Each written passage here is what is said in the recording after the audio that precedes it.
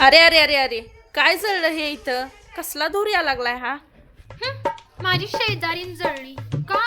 कारण ही ट्रेंडिंग साडी तिनं ऑनलाईन हजारात मागवली आणि मला फक्त 500 रुपयात मिळाली. काय सांगाल्यास? कुठे ग? कुठं काय कुठं, आपल्या लाडक्या स्वामी कलेक्शन.